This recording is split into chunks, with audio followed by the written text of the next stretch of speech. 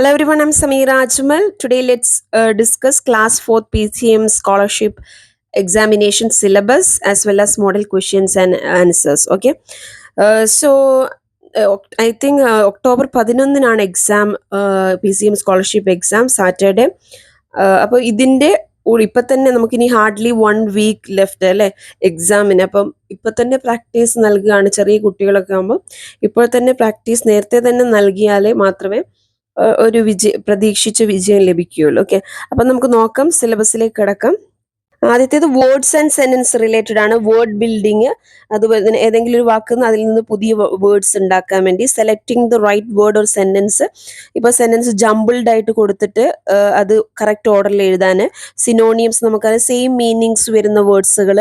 ആന്റോണിയംസ്, opposites.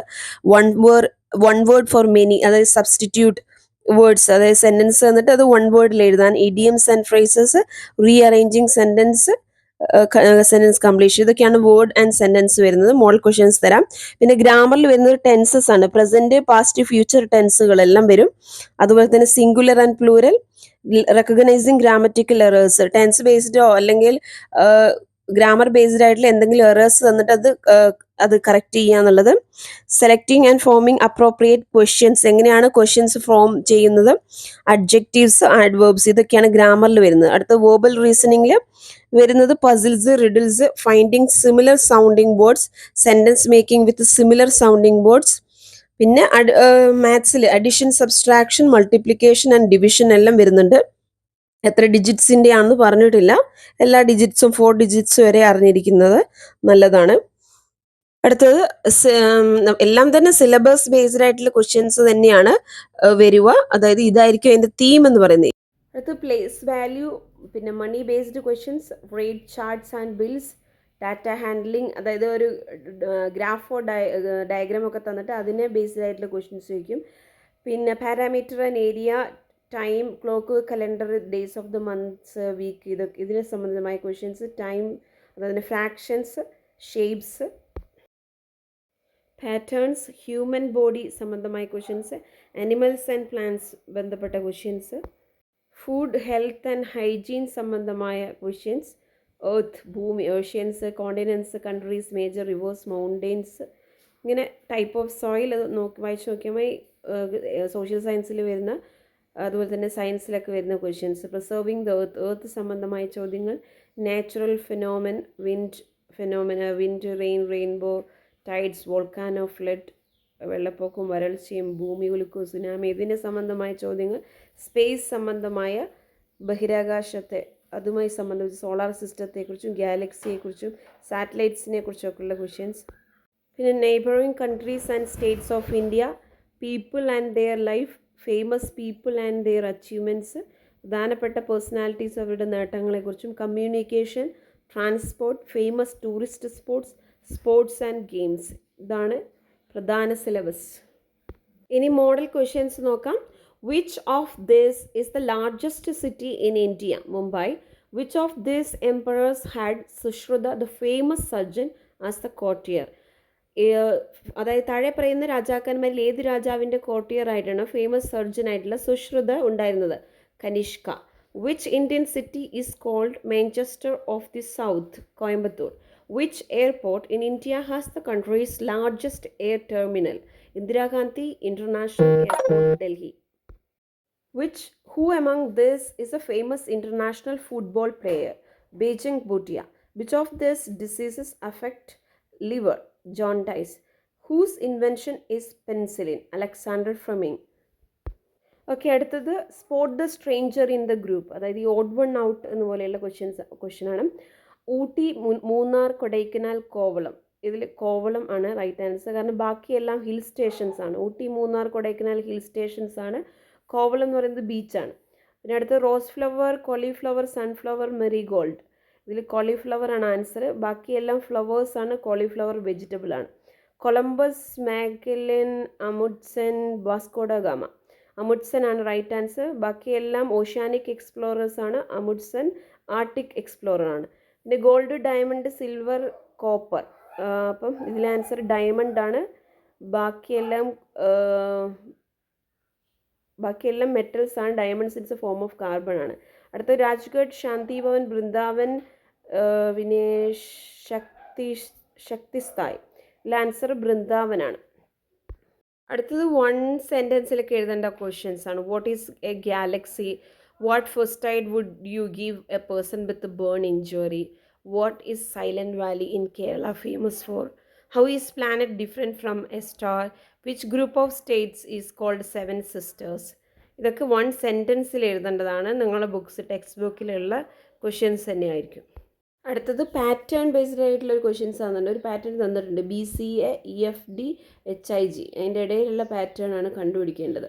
അപ്പോൾ JIK അതുപോലെ തന്നെ LMN എന്നാണ് ആൻസർ. അത് തിരിച്ചിങ്ങനെ എഴുതിയാൽ മതി. റിവേഴ്സ് ഓർഡറിലാണ് ഉള്ളത്, ആൽഫബറ്റ്സ് റിവേഴ്സ് ഓർഡറിൽ എഴുതിയിട്ടുള്ളത്. ഓക്കെ, അടുത്തത് 7, 9, 12, 16 ഇങ്ങനെ ഒരു പാറ്റേൺ തന്നിട്ടുണ്ട്.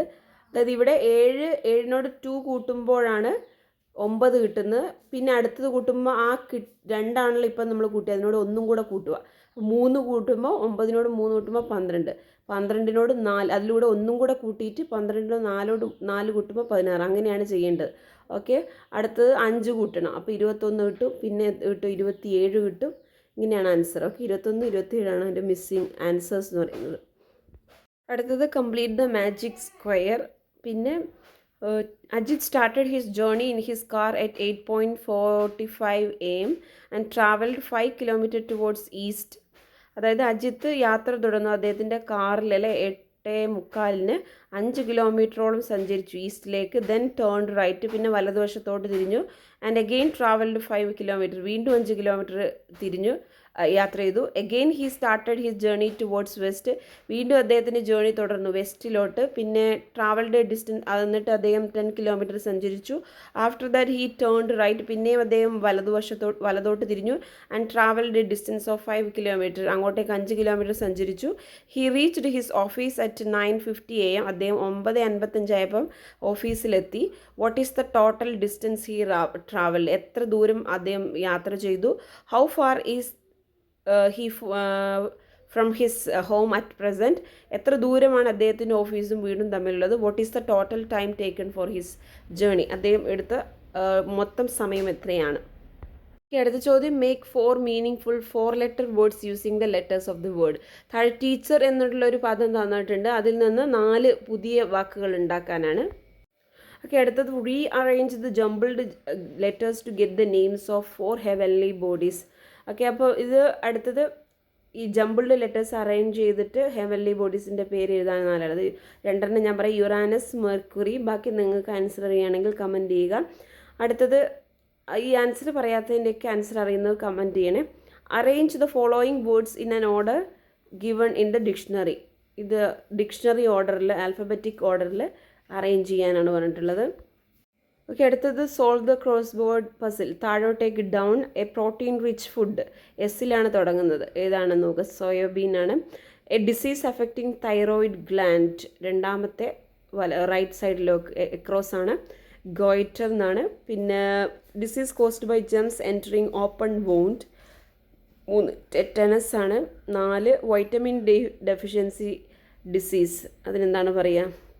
അപ്പോൾ അത് കമൻറ്റ് ചെയ്യുക. ഓക്കെ, അടുത്തത് 2-3 സെൻറ്റൻസ് സ്റ്റോറി പോലെ തന്നിട്ടുണ്ട്, അതിന് ബാക്കി നമ്മൾ കംപ്ലീറ്റ് ചെയ്യാനാണ്. നമ്മൾ സ്വന്തം ക്രിയേറ്റീവായിട്ട് ചിന്തിച്ച് എഴുതാനുള്ളതാണ്. One day Rini was returning home from school. ഒരു ദിവസം റിനി സ്കൂളിൽ നിന്ന് വീട്ടിലേക്ക് വരികയായിരുന്നു. When she came to the bus stop, അവൾ ബസ് സ്റ്റോപ്പിൽ എത്തിയപ്പോൾ she did not see anybody there, അവിടെ ആരെയും കണ്ടില്ല ബസ് സ്റ്റോപ്പിൽ. നോ ബസ്, ഒരു ബസ്സും ഇല്ല. Any other vehicles was ready, ഒരു തരത്തിലുള്ള വണ്ടിയോ വാഹനങ്ങളോ ബസ്സോ ഒന്നുമില്ല. റിനി വാസ് അഫ്രൈഡ്, റിനിക്ക് ഭയങ്കര ഭയം തോന്നി, പേടി തോന്നി. She did not know how to reach home, അവൾക്കറിയില്ല എങ്ങനെ വീട്ടിൽ എത്തിച്ചേരണമെന്ന്. അപ്പോൾ ഇത് കംപ്ലീറ്റ് ചെയ്യാനാണ്. നമുക്ക് ഇമാജിനേഷൻ ഉപയോഗിച്ചിട്ട് നമുക്കിത് സെൻറ്റൻസ് കംപ്ലീറ്റ് ചെയ്യാം. Most of you feel that you are carrying too many books to school. കൂടുതൽ പേരും ചിന്തിക്കുന്നുണ്ട് നമ്മൾ ഒരുപാട് ബുക്സ് സ്കൂളിലേക്ക് കൊണ്ടുപോകുന്നുണ്ടെന്ന്. School bag is very heavy, school bag ഭയങ്കര കനമാണ്, ഭാരമുള്ളതാണെന്ന് തോന്നാറുണ്ട്.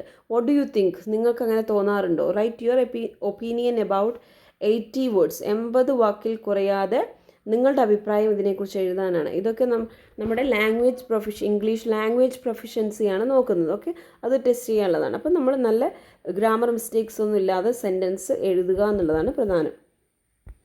അടുത്തൊരു പാസേജ് തന്നിട്ടുണ്ട്, അതിനെ ബേസ് ചെയ്തുള്ള ക്വസ്റ്റ്യൻസ് ആണ്, ഇത് ആൻസർ ചെയ്യാനാണ്. Computers are everywhere, there is one in every digital watch and every pocket calculator. New cars, television sets, microwave ovens and typewriters often have computers. Without computers, there would be no video games and no electronic toys. At the office, computers help people type, file information, and send messages back and forth. In fact, computer-driven robot arms build cars. So, what is the passage about? ഒന്നാമത്തെ question, which are the two things that cannot work without computers? പിന്നെ third, in the factory which machine is used in building cars. Passage തന്നെ answer ഉണ്ട്, കണ്ടെത്തുക. അടുത്തത് describe the picture in about 40 words. വീണ്ടും നമ്മുടെ language professions check ചെയ്യാനുള്ളതാണ്. സെൻറ്റൻസ് ഡിസ്ക്രൈബ് ചെയ്ത് നമ്മൾ അഡ്ജക്റ്റീവ്സ് ഒക്കെ ഉപയോഗിച്ച്, ഒരുപാട് അഡ്ജക്റ്റീവ്സ് ഒക്കെ ഉപയോഗിച്ച് സെൻറ്റൻസ് ക്രിയേറ്റ് ചെയ്യാൻ ശ്രമിക്കുക. ഓക്കെ, 40 വേർഡ്സിൽ. അടുത്തത് last question, copy down the following sentences neatly, legibly and with correct punctuation. Okay, താഴെ തന്നിരിക്കുന്ന സെൻറ്റൻസ് കൃത്യമായി ക്യാപിറ്റലൈസ് ചെയ്യേണ്ടടുത്ത് ക്യാപിറ്റലൈസ് ചെയ്തു. അത് നമുക്കറിയാം, sentence always begins with capital letter. Sentence തുടങ്ങുന്നത് എപ്പോഴും ക്യാപിറ്റൽ ലെറ്ററിലായിരിക്കും, എൻഡ് ചെയ്യുന്നത് ഫുൾ സ്റ്റോപ്പാണ്. കോമ ഇടേണ്ടടുത്ത് കോമ ഇടുക. അതുപോലെ തന്നെ പ്രോപ്പർ നൗൺസുകളൊക്കെ നമ്മളിപ്പോൾ ക്യാപിറ്റലൈസ് ചെയ്യണം. അപ്പം ഇങ്ങനെയുള്ള കാര്യങ്ങളൊക്കെ മനസ്സിലാക്കി നല്ല ഹാൻഡ് റൈറ്റിങ്ങിൽ എഴുതുക എന്നുള്ളതാണ് ഈ 2 സെൻറ്റൻസ്. അതാണ് ലാസ്റ്റത്തെ ക്വസ്റ്റ്യൻ എന്ന് പറയുന്നത്. ഓക്കെ, അപ്പോൾ ഇത്രയൊക്കെയാണ് ഈ ഒരു മോഡൽ പാറ്റേണിൽ നിങ്ങളുടെ സിലബസിലുള്ള ക്വസ്റ്റ്യൻസ് ആണ് തരിക. അപ്പോൾ നിങ്ങൾ ഇത് ചെയ്ത് നോക്കുക, സ്വന്തമായിട്ട് ചെയ്ത് നോക്കുക, സെൻറ്റൻസ് ഒക്കെ എഴുതി പ്രാക്ടീസ് ചെയ്ത് നോക്കുക, സെൻറ്റൻസ് സ്ട്രക്ചറൊക്കെ കൃത്യമായിട്ട് അറിഞ്ഞിരിക്കുക, സബ്ജക്റ്റ് വേർബ് ഒബ്ജക്റ്റ് ഓർഡറിൽ തന്നെ സെൻറ്റൻസ് എഴുതുക, പ്രാക്ടീസ് ചെയ്യുക എന്നുള്ളതാണ്. ഓക്കെ, അപ്പോൾ ദാറ്റ്സ് ഇറ്റ്. നിങ്ങൾക്ക് ആൻസേഴ്സ് കിട്ടിയില്ലെങ്കിൽ കമൻറ്റ് ചെയ്യുക, നിങ്ങൾക്ക് ആൻസേഴ്സ് പ്രൊവൈഡ് ചെയ്യുന്നതായിരിക്കും. നിങ്ങൾക്ക് കിട്ടിയ ആൻസേഴ്സും കമൻറ്റ് ചെയ്യുക. ഇനി വീഡിയോസ് ആവശ്യമുള്ളവരും കമൻറ്റ് ചെയ്യുക. That's it. I M Sameera അച്ചുമൽ signing off.